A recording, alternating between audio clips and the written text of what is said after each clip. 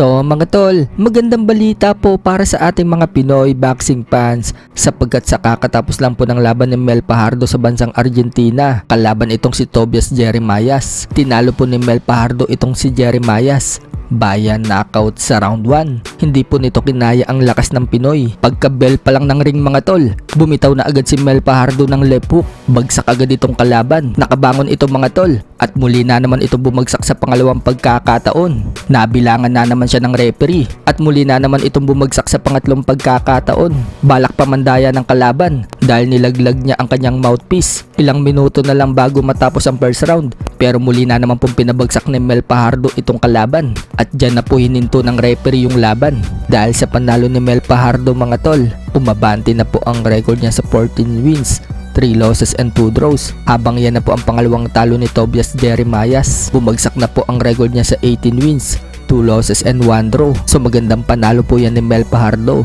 Nalalapit na po ngayon siya sa World Championship sa IBF Flyweight. Sa kabilang banda naman mga tol, matapos pong manalo ni Conor Ben dito kay Regis Prograis, inamon po agad ni Conor Ben si WBC Welterweight World Champion Ryan Garcia. Yan daw ang gusto niyang kalaban. So bago pa man maglaban si Conor Ben at Regis Prograis, talagang hinahamon na ni Conor Ben itong si Ryan. Nabanggit pa nga po ni Conor Ben, sana daw mag-utos ang WBC na paglabanin sila ni Ryan. Siya po kasi ang mandatory ni Ryan Garcia sa WBC belt. Agad naman po nag-response si Ryan Garcia mga tol kay Conor Ben. Sinabi ni Ryan mga tol sa post niya, "I'm down, Garcia versus Ben. Let's do it." Tinawag pa ni Ryan Garcia na Conor Bomb itong si Ben. So magandang bakbakan po yan mga tol kapag natuloy. Samantala, matapos po matalo ng Regis Prograis dito kay Conor Ben, nagpahayag na po ng pagre-retiro itong si Regis Prograis. Sinabi niya mga tol na last fight na umano niya ang laban dito kay Conor Ben. Kahit noong hindi pa nag-uumpisa yung laban, sinabi niya na daw na last fight na daw niya yan. So nag-iwan po ng record itong si Regis Prograis na 30 wins and 4 losses. Naging world champion po siya sa super lightweight.